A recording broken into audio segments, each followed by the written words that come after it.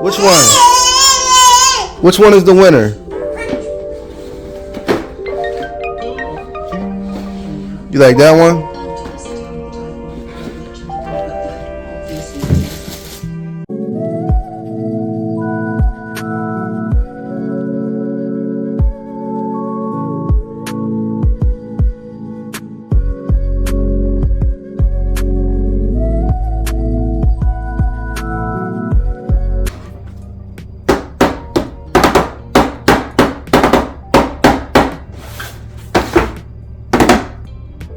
What's up, y'all? JustZay here, back getting a pickup. And today we got a special unboxing. Well, a special double unboxing. Today we're doing an unboxing of the Adidas PUREBOOST 22 as well as the Adidas PUREBOOST Jet.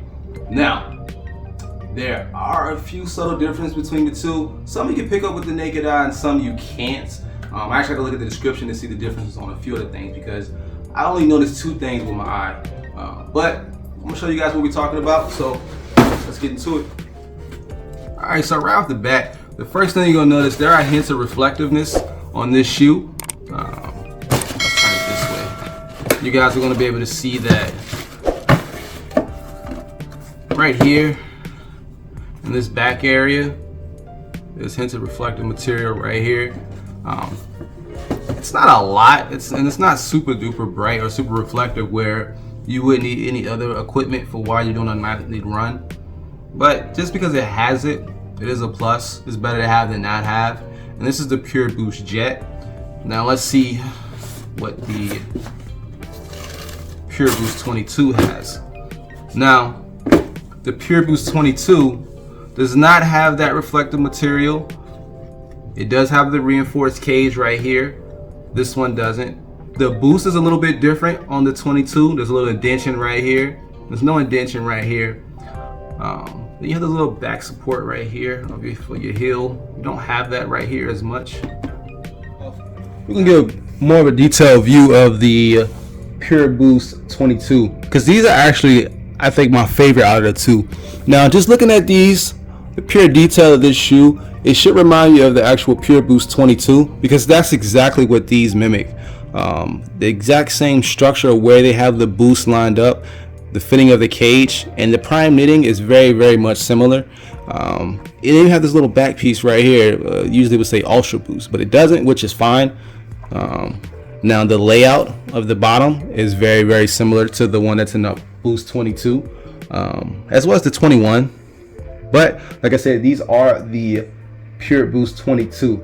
Now, what I had to look up to see the difference between this shoe and this shoe is that this one, they say that has a Continental rubber on it, and this right here is the PUREBOOST Jet. So the Jet has the Continental rubber and the reflective material, but I went ahead and got these from out of the closet. These are the 2018-2017 pair. As you guys can tell, I've really been wearing these things down. I really dog these shoes. These are like my everyday shoe for when I work my second job. I love these. These are Continental as well. So these are from 2018. So I imagine that these being Continental as well, they will probably outlast these, simply because the rubber is made from Continental as opposed to whatever rubber this is, this mystery rubber. Not to say it's a bad grade, but Continental has a good name for rubber. So that's just my humble estimate. Now, not only did I find these, I also went ahead and found the spoon so I can give you guys a better example of what I was telling you. So the way these feel on your heel, it's like this. You put your foot in. This is your heel. This is the boost, and you just boom. It's like that. It's on top of it. Now, the way these feel, it's like this. Boom. This is your heel. Boom. Now, it's not a significant difference as far as the feel goes, but if you were wearing one of these on one foot and one of these on the other foot, and you was walking around, say about an hour or so, as I did when I was in the house, you notice that you're sinking in with these, which I like.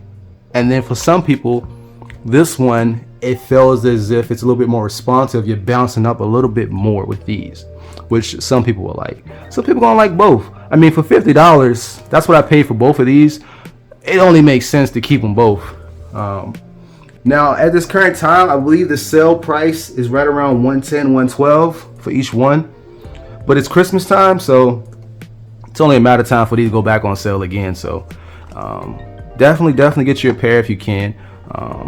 Now, other subtle differences is, if you look at this shoe on the Jet, you're gonna notice that right here there's a little design within the knitting, and this knitting right here reminds me of the OG Ultra Boost. If you guys look at it, that's what it looks like to me. The knitting on this one, the OG. Now the knitting on this one just looks like another pair of, I believe, the 22-21 Ultra Boost. It's not exactly the same, but it's very similar. So I guess there's elements of the previous version of both shoes mixed in both of these shoes. When I say both shoes, I mean the previous year of the Pure Boost as well as the previous Ultra Boost. Ultra Boost, I think, is a little bit stiffer than Pure Boost, but Pure Boost off the gate just feels a lot more responsive instantly. All right, so as far as easy to slip on, these are a size 10. I usually wear 10.5, but I can just put my foot in, no problem. Same thing with these, just put my foot in, no problem. Very easy to slip on. As far as slipping off, just like that. Boom.